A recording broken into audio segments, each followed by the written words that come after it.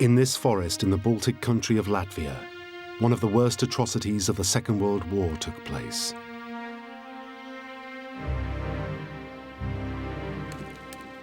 In the winter of 1941, over 24,000 Latvian Jews were marched out of their houses and homes,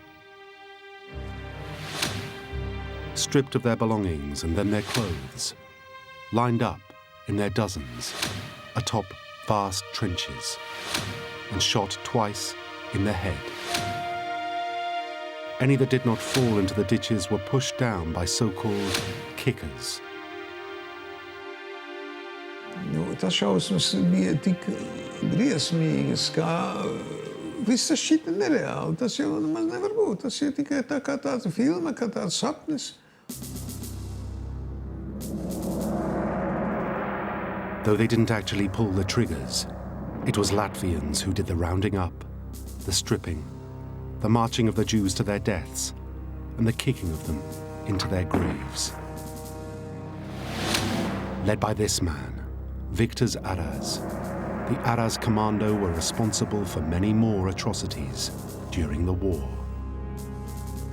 We can directly attribute approximately 26,000 deaths directly to the Arājs Kommando. But what drove Victor Arājs and his men to kill their own people? Were they coerced, deluded by the Nazis? Or were they just plain evil? This is the uncomfortable truth about Latvia's most brutal and vicious Nazi collaborators. The Arājs Kommando.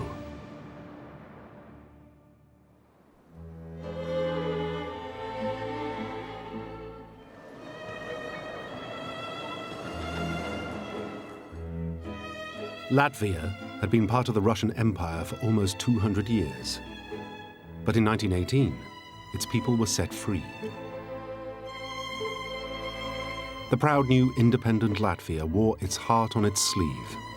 Its people were deeply nationalistic and fiercely protective of their newfound freedom.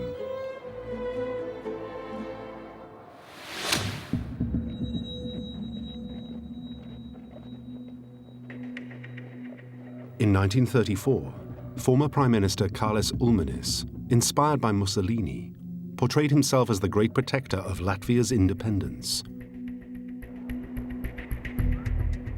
In May, he garnered the support of the Latvian army and marched on the capital, Riga.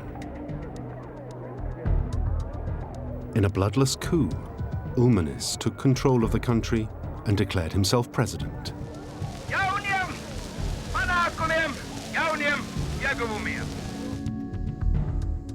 One who shared that passion was 24-year-old Victor Arājs, the son of a blacksmith. He'd left university and joined the Latvian police in support of the new regime.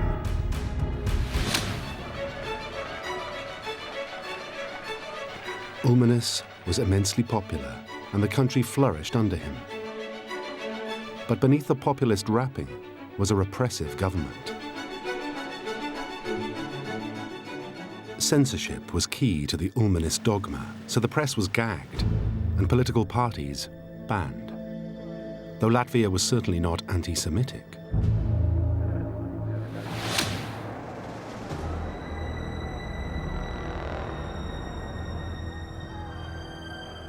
By the 1930s, Jews and other minorities had been stripped of their human rights, persecuted and imprisoned in Nazi Germany. Most had no option but to put up and shut up. Some preferred to leave. The only problem was that the rest of Europe was unwilling to take them.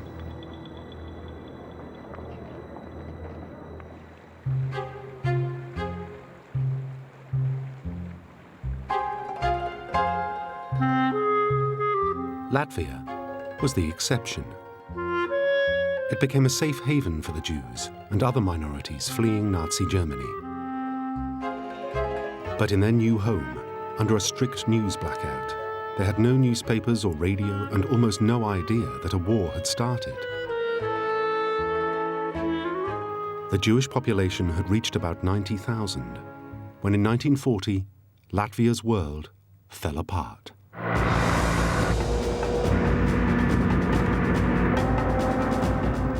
Latvia had been free of the Soviet Union for just 22 years. Now their former oppressors who had ruled them for 200 years were back.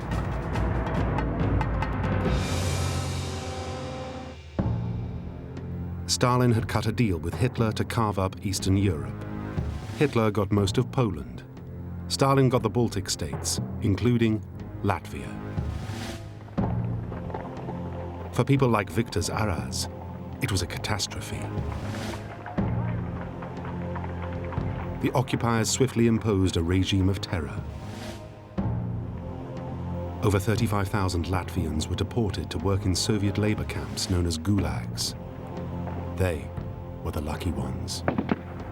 Thousands more were murdered and buried in mass graves.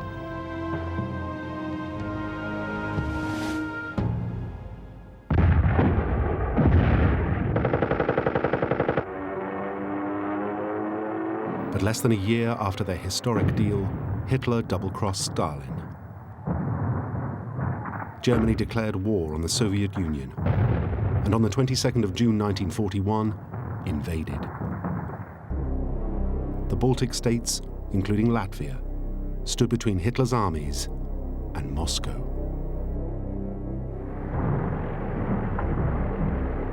The Germans crossed the Lithuanian border and with lightning speed reached Latvia's frontier the next day.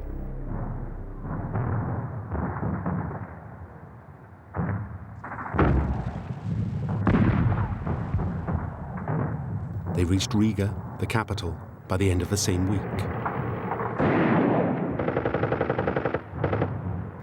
What little pro-Soviet resistance there was put up a stern fight, but they were no match for the strength or size of the German army, and was soon overwhelmed.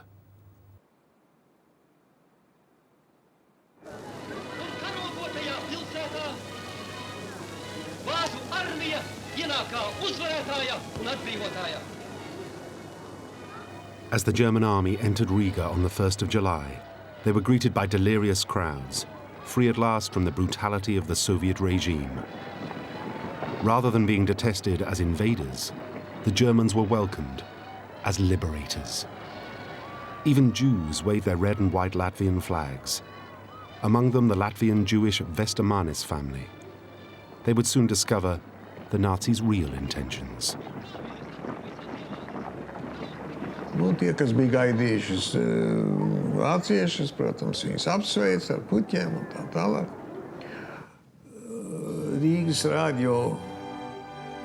radiofona stacija, kas bija klusējusi cīņu dienās ap Rīgu, pēkšņi atdzīvojās, atskanēja Latvijas valsts himna, un diktors latviski uzrunāja radioklausītājus.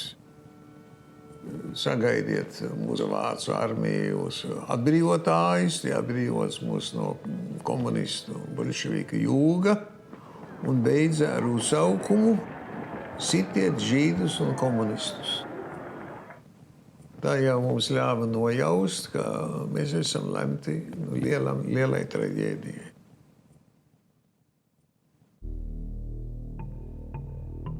Among the invasion forces was Walter Stahlecker, a former civil servant. He reported directly to Heinrich Himmler, head of the SS.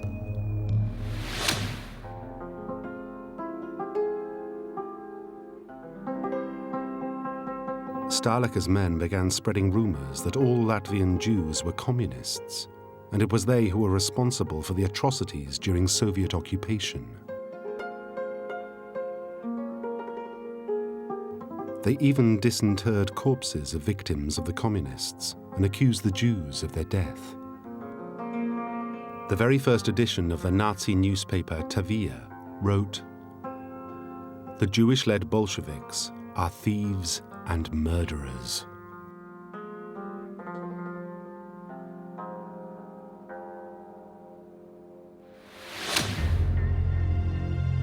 Those words were seen by the 31-year-old Latvian police officer, Victor Arājs.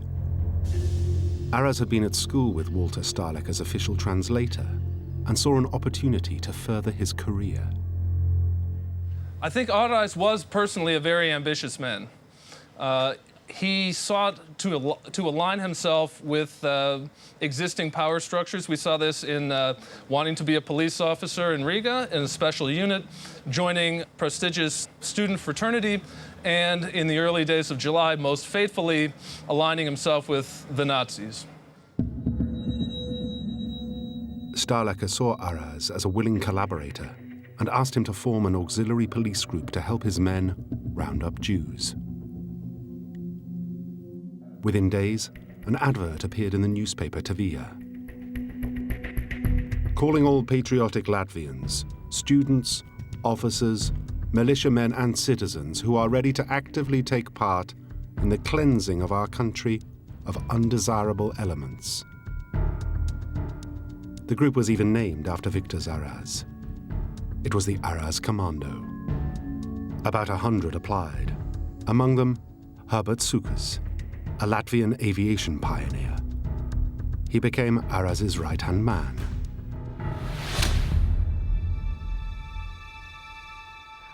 At the very start of the occupation, Riga and its people were calm. Nebija nekādu spontānu akciju, kāda tur, kad kādiem ebrejiem vai kādiem kreisiem strādniekam kāds tur uzbrukt, viss bija samērā mierīgi. Bet tur nebija būtībā tikpat kā nekāda pretebreju pasākumu paredzēta. Vienīgais, kas bija, ka ebrejiem bija aizliegt stāvēt rindās pie veikaliem.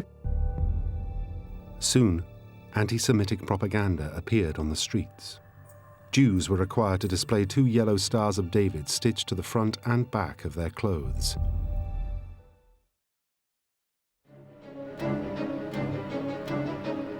Then the Arājs Commando's reign of terror began.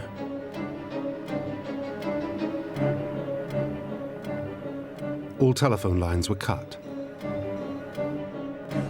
and the Arājs Kommando went on the rampage in downtown Riga. Bet naktī parādījās apbruņoti cilvēki, tie saucamie latviešu pašaizsardzība, apbruņoti ar sakambēlu sarkanām lentēm, kuri lauzās ebreju dzīvokļus, itin kā policija, nekādas jau ieroči jau nemeklēja, sāka laupīt un piekaut. No mūsu ģimenes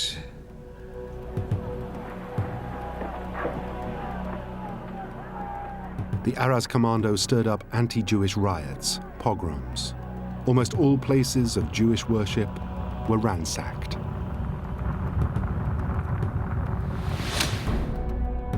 On the 4th of July, the Arājs Kommando slammed shut the doors of the Great Choral Synagogue on Gogol Street and set the building alight.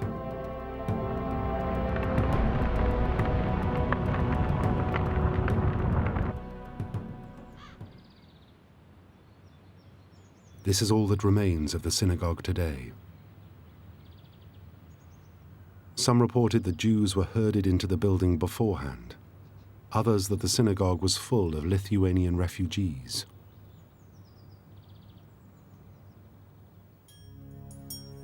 Eyewitnesses placed Victor Arājs and Herbert Cukurs personally at the scene. There were 300 inside. All perished in the flames. While Riga burned, the next target was to eliminate Jews in the rest of the country.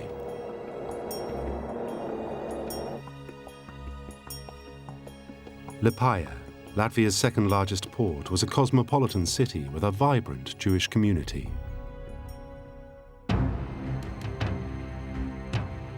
The German army were followed into the city by a squad of Walter Stahlecker's men, an Einsatzgruppe. There were 4 such squads spread over Eastern Europe. Their task, to eradicate all enemies of Germany.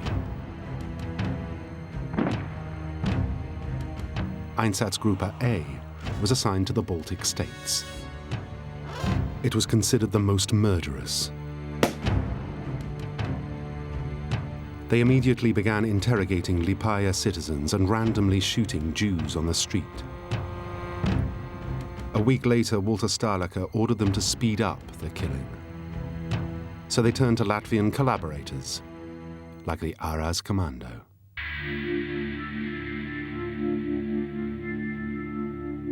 On the 8th of July, those collaborators rounded up as many Jews as they could find, loaded them onto trucks, and drove them to this beach, where the Nazi hit squad was waiting.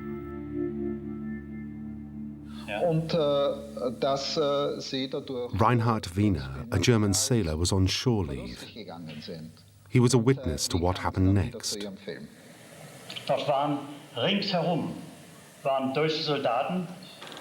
Zunächst, ich stellte mich dann hin in der zweiten Reihe von den Soldaten auf, in einem Abstand von etwa 50 Metern vom Graben entfernt und wartete nun, was geschieht. Wiener had with him a cine camera and began to film what he saw.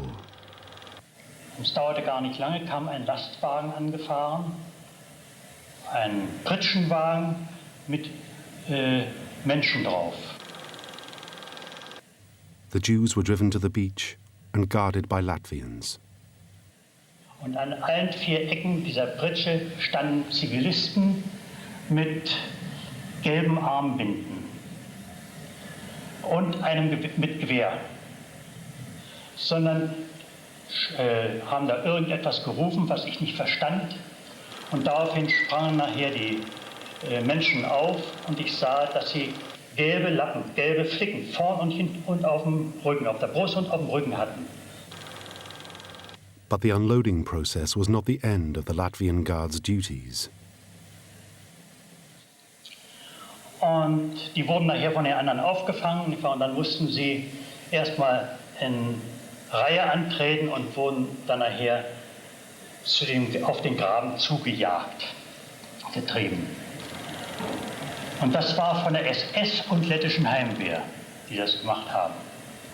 Dann mussten sie in den Graben reinspringen und den Graben entlanglaufen bis ans Ende.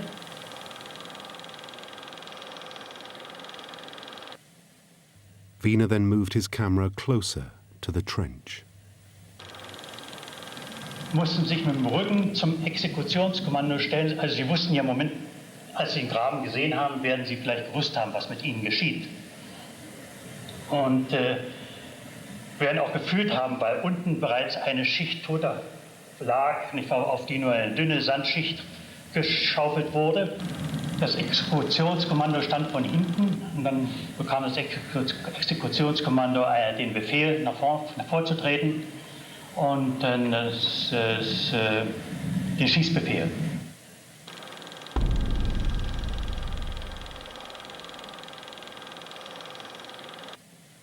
Sie wurden also von hinten erschossen. Ich hatte so den Eindruck, dass sie nur erschossen wurden, weil sie Juden waren.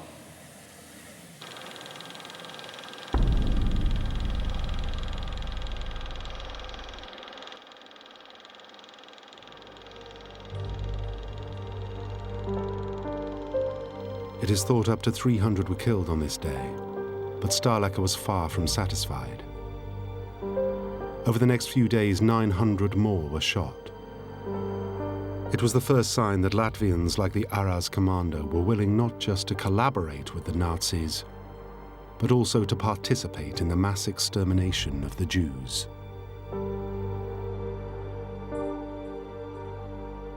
With this phase of the operation complete, attention returned to Riga.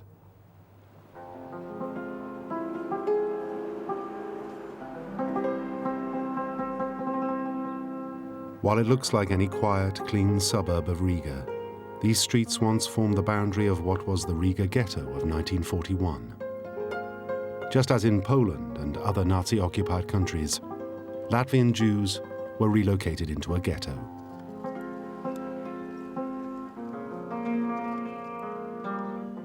Concentrating Jews in city ghettos like this granted the Nazis more time to work out exactly how they were going to kill them.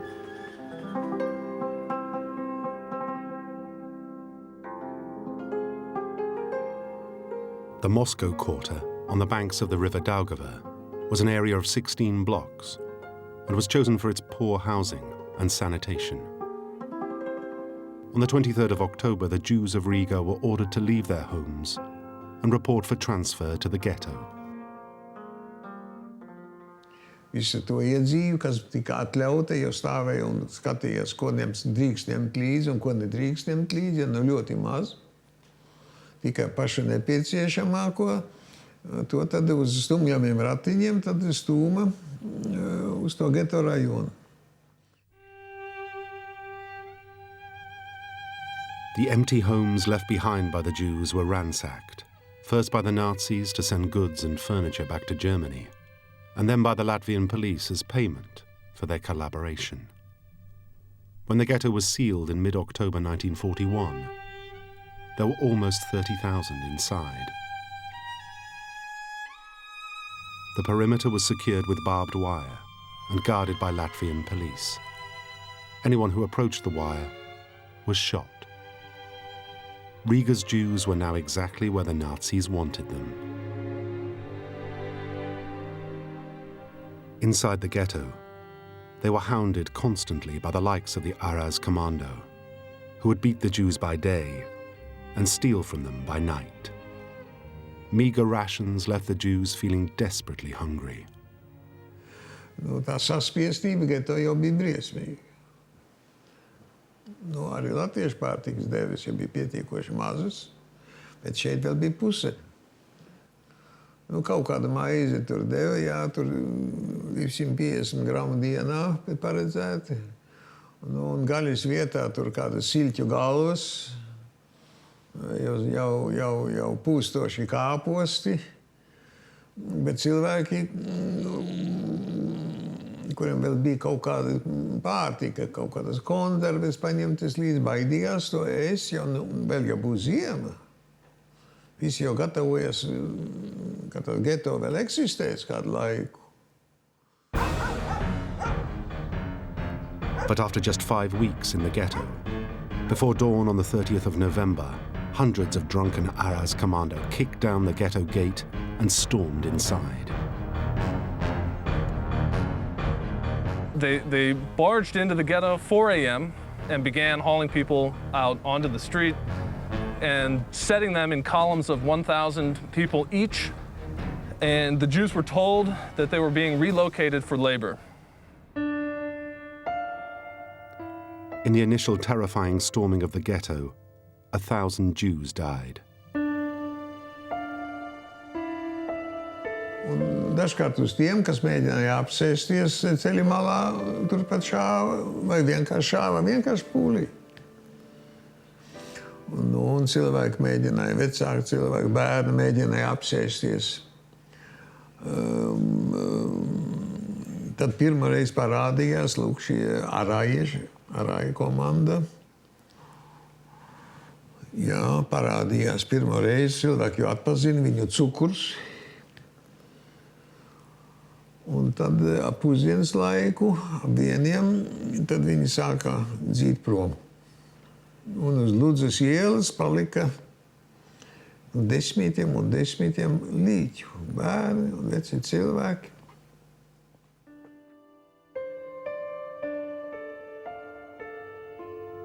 "12,000 were now escorted out of the ghetto by German soldiers and Latvian police. At first it wasn't clear what had become of them. But rumors spread fast that the Nazis had murdered everyone. Bet mēs vēl neticējām. Un vācieši vēl mēģināja arī uzturēt šo cerību, ja? Izplatīja zīmītes, rakstīts idišā kaut kādam Ābramam, kaut kādam Haimam, kaut kādam, nezinu, kur viņš ir palicis, jā. Dažkārt pat ar uzvārdiem, ka mēs esam nometnē Salaspilī. Tur ir nometnes, un tur sievietes mazgā vēļu, un veci cilvēki pieskata bērnus.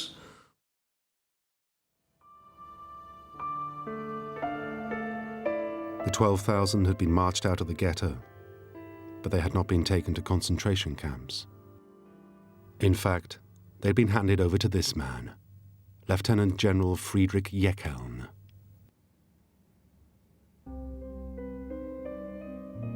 Jeckeln had developed a system for packing bodies in mass graves by lining them up like sardines in a tin before being shot.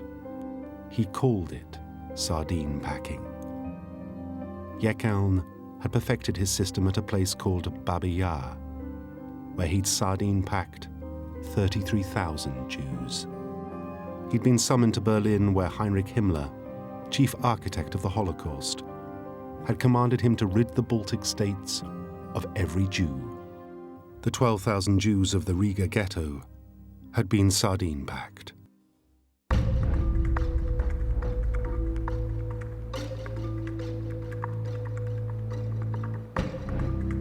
Jeckeln had travelled to Latvia to plan the crime meticulously. First, he'd found the location, Rumbula, a forest 10 kilometers from the ghetto. It was close to the main road out of the city and had loose sandy soil.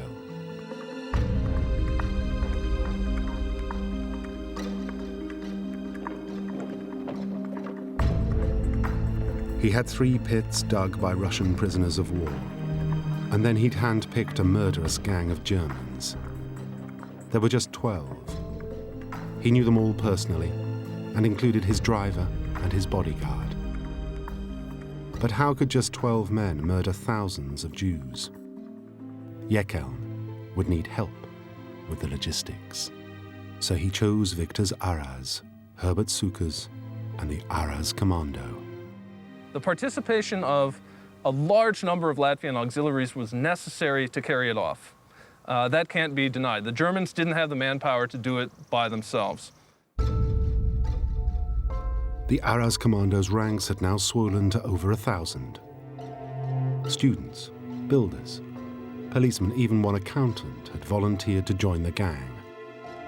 Most were under 30 years old.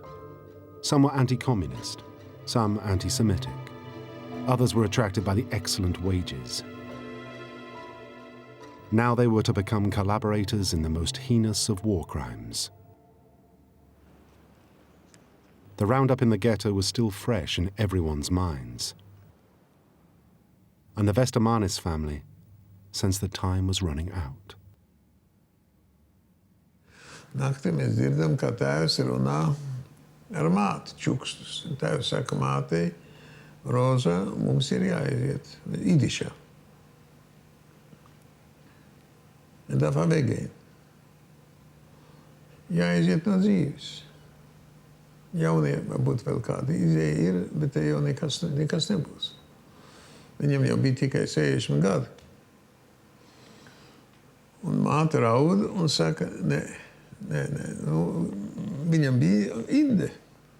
Gribēja aiziet no dzīves. Viņš saprata, ka nekas vairs tur nebūs. Māte rauda un saka un atkārto jau histeriski, saka, nē. A to glebam ir žehlebam. Viena dzīves diena, dzīvot vienu dienu, arī tā ir dzīve. Kaut vai vienu dienu vēl.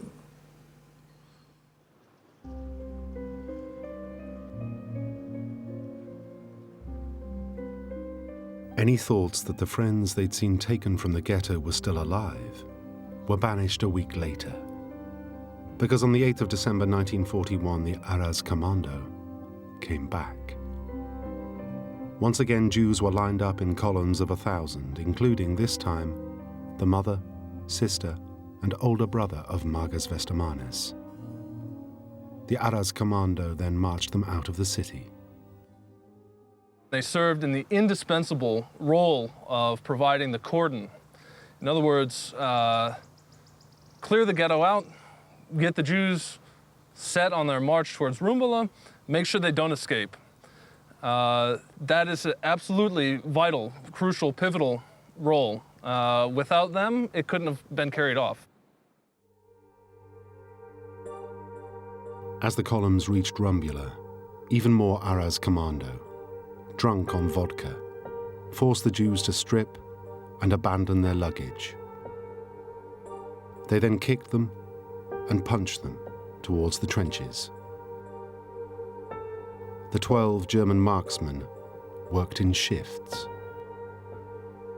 Roughly 16 were killed every minute. While Jekeln gave orders from the head of the trenches, the Arājs Kommando organized the huge conveyor belt of victims. 12,000 had been killed on the first day. This time, there were even more. A survivor later testified how a woman begged Victor Arājs for mercy, only to be told, "Today, Jewish blood must flow." No photographs or film was ever taken of this event. But the Rumbula station master heard everything and later testified that the shooting finally stopped at 7:45 in the evening. Known as Bloody Sunday, it was the second largest single massacre of Jews in World War II. Over the course of 2 days, over 24,000 were killed and sardine-packed, including the mother, sister, and older brother of Margus Vestamanis. It took only 12 of Jekeln's men to shoot them, yet it required 1,500 Arājs Kommando to lead them to the killing grounds and stand guard. Margus Vestamanis and his father were spared because they were deemed fit for work, but it was stark consolation. Un starp tiem Latvijas ebreju vīriešiem tāds briesmīgs izmisums, un kad nav tai dzīvībai, ja nav nekādas vērtības, kad ir bērni un sievietes un ģimenes ir iznīcināts, un tad sākās tā. Es vienmēr atcerējos ļoti labi latviešu slepkavniekus.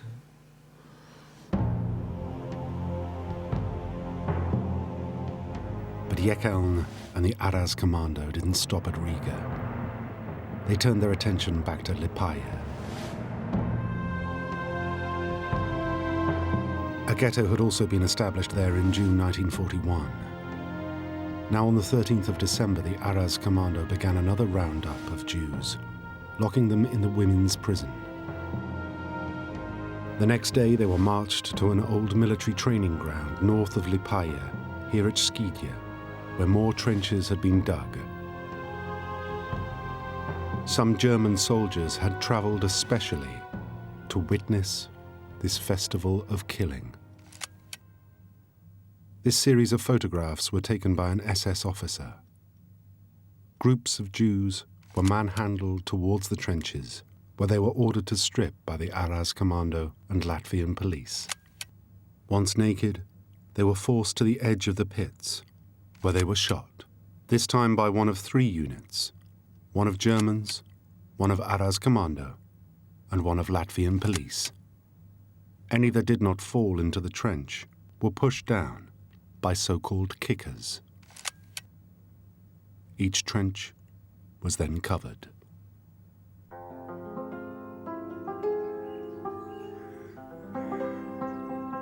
In 3 days, over 2,700 Jews were killed. The outlines of the trenches are still visible today.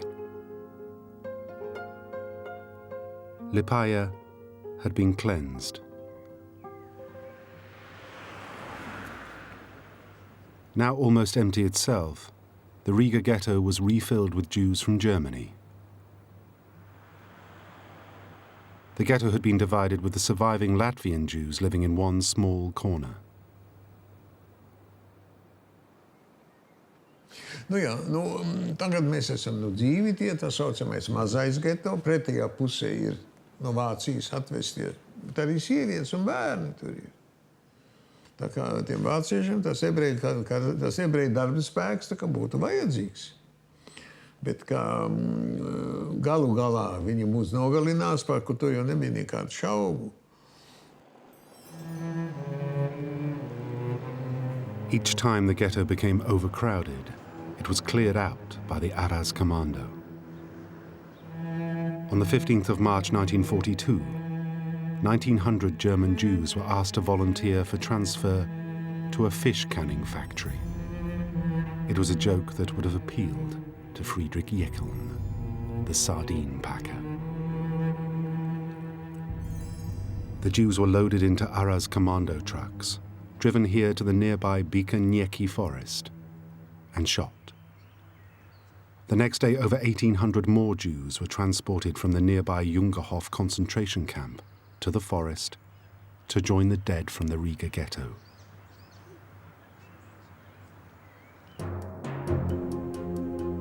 With the help of the Arājs Kommando, the Nazis were hitting their targets in Latvia, and Walter Stahlecker kept meticulous records.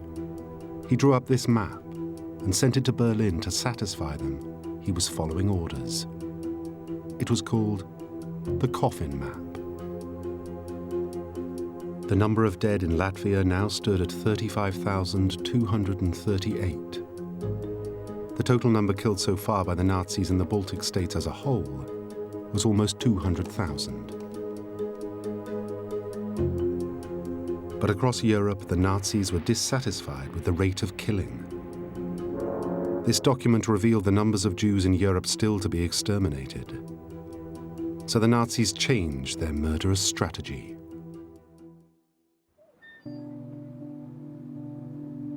They built death camps in Poland, where all the Jews of Europe could be brought and gassed in massive numbers. There was no longer a need for ghettos. Their occupants were loaded onto trains and taken to the death camps.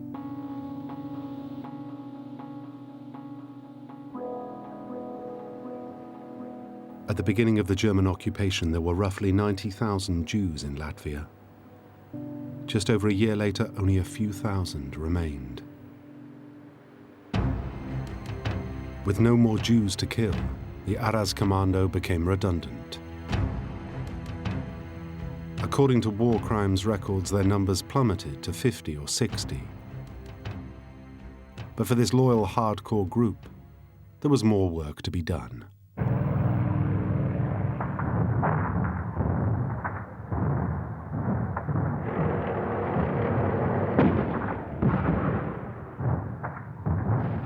On the Eastern Front, the German army was driving deep inside the Soviet Union.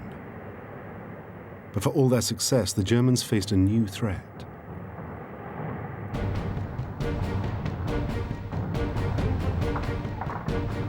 It came from attacks from partisans, militiamen who sabotaged supply lines and ambushed German soldiers. These Russian villagers, men and women, aye, and children too, fought an organized battle of wits, knowing well the certain penalty if caught, death.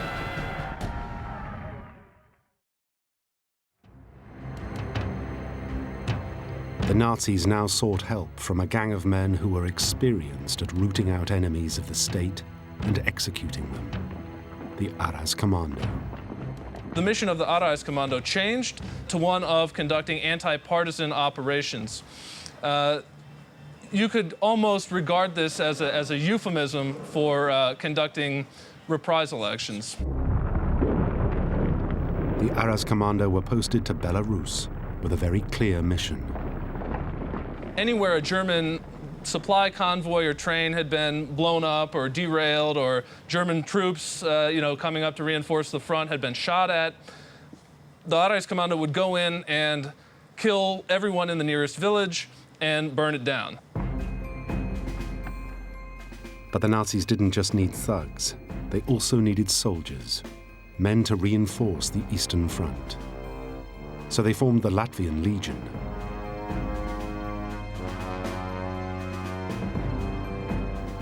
Despite the propaganda, most Latvians had to be press-ganged into the Legion. But not the Arājs Kommando, who, still led by Victor Arājs, volunteered and spearheaded one of the Legion's 2 divisions. Loyalty was cemented by the promise of a brighter future. The men were told, "You are fighting for a renewal of Latvian independence. You are fighting for freedom for your native Latvia. And after the victory of the Germans, it will become an independent state." The 2 divisions were given different objectives. One part of the Latvian Legion remained in Latvia, and the other part of the Legion was transferred to Germany to rearm and re-equip and then be tossed back at the front.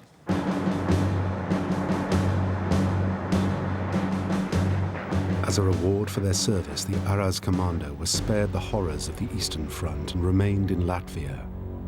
But the tide of the war was turning against Germany.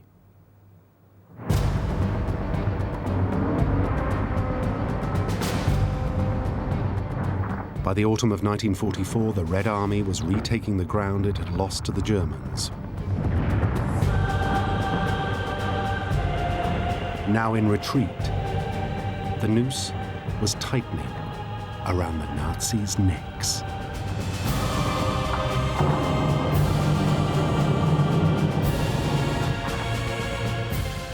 On the 13th of October 1944, the Soviet army recaptured Riga.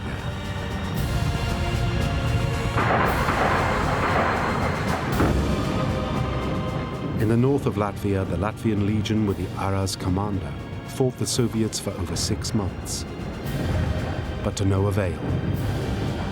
Because further south, the Red Army made rapid progress into Germany and reached Berlin on the 20th of April 1945. The Third Reich's days were over.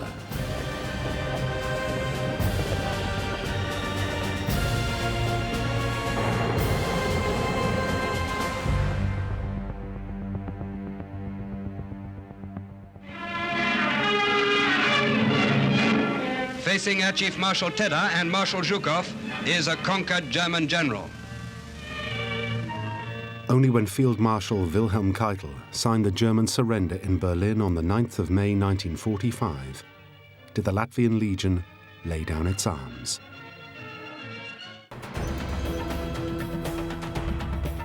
At the end of the war, partisans emerged from their hideouts and conducted reprisals against collaborators all across the Baltic states.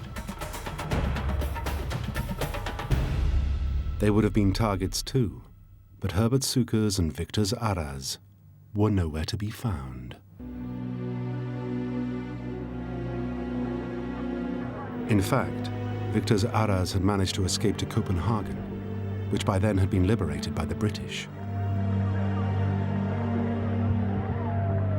Arājs now burned his papers, changed into civilian clothing, and surrendered to the Allied army, claiming to be just an ordinary soldier.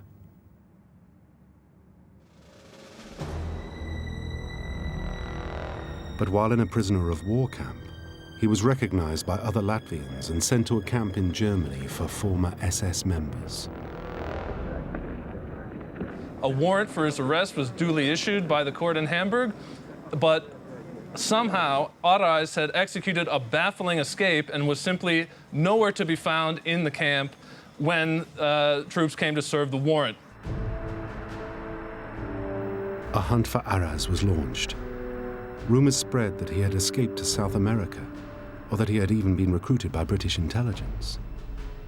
In fact, cloaked beneath the chaos of post-war Germany, he'd simply melted away. And what of Arājs' trusted henchman, Herbert Cukurs? Known as the Butcher of Riga, Cukurs somehow found his way to Brazil in 1946.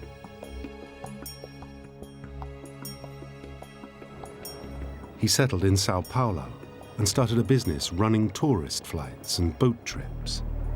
There he remained, undiscovered, for almost 20 years. His flying business was doing well, and in 1965, Cukurs took a telephone call from a new customer, an Austrian businessman who requested a short sightseeing flight. Cukurs had no idea that Anton Kunzler, his customer, was not who he said he was, but an agent in the Israeli Secret Service, Mossad. Kunzler arranged a meeting with Cukurs at the marina where his boat was moored. Cukurs was very suspicious all the time.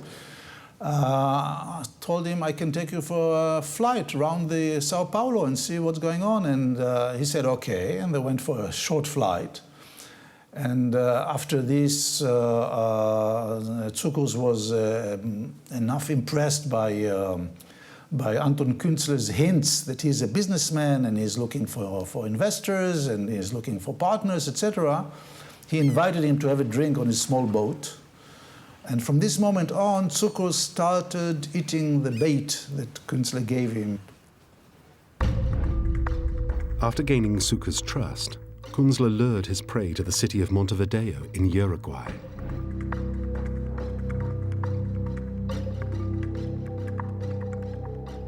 Waiting at a suburban house were other members of the Mossad team. The plan was to restrain Cukurs, hold a brief trial, then kill him. But they hadn't counted on Cukurs' will to live.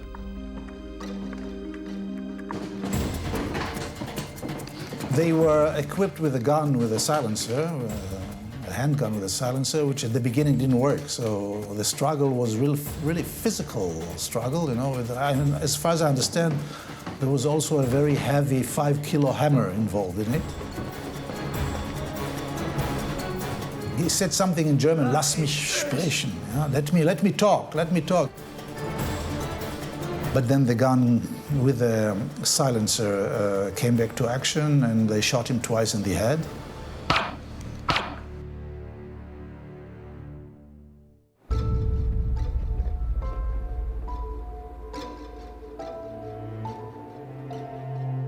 "11 days later, police entered the house.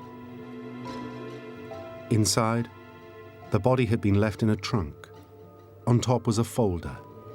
It contained a note that said Cukurs had been condemned to death by those who will never forget.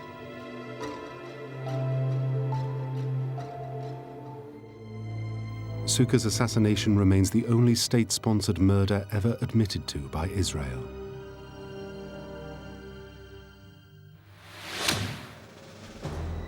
Ten years later, the hunt for Victor Arājs sprang back to life. In 1975, German police were told that Aras had been found and assassinated by a Soviet hit squad. The case was reopened because this seemed like definitely something that needed to be looked into. First off, it involved a murder. Second of all, it had international espionage implications. In fact, Aras was found alive and well and living in the German city of Frankfurt. Prosecutors easily located Arājs very shortly thereafter, living under the laughably transparent alias of his own first name and his wife's maiden name, in what they called in the police documents a tumble-down attic apartment in Frankfurt, where he had been working as an apprentice printer, menial job in Frankfurt for 20 years. After a 4.5-year trial in which Aras initially would not speak and persistently claimed ill health, he was convicted of participating in the murder of at least 13,000 Jews. He was sentenced to life imprisonment, but served just 9 years in Germany's Kassel prison before collapsing and dying from heart failure, age 78. The case of Latvia's worst Nazi collaborator was closed.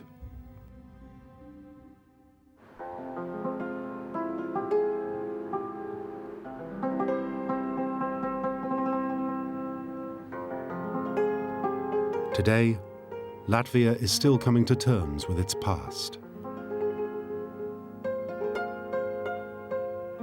In 1935, the Jewish population of Latvia had been just over 90,000. By the end of 1941, 75% had been exterminated. But before German occupation, the Latvian people had not been known to be anti-Semitic. To change the Latvians' view of Jews in their country, it took an extremely effective, coordinated, and concerted barrage of Nazi propaganda. It worked on a people who were already fiercely nationalistic.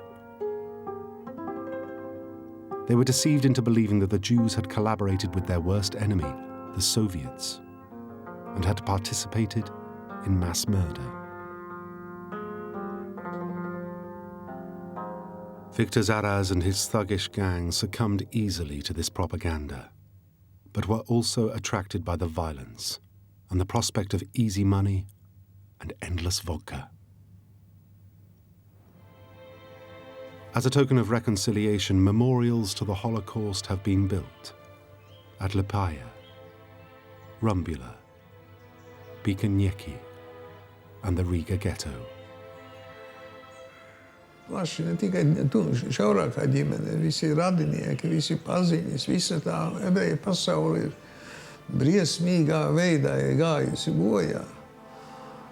Jā, tā ir trauma, ko es nesu praktiski visi ebreji nes caur visu dzīvi. But these memorials are hidden away and not well publicized. They've also been desecrated. More disturbingly, groups like the Fatherland and Freedom Party still gather on Latvia Day each year to pay homage to those who fought alongside the Nazis, including the Arājs Kommando. The Holocaust in Latvia is still often denied, and until recently was not even taught in schools. Latvia has come a long way since the dark days of World War II, but it still has far to go to fully accept its role in the Holocaust.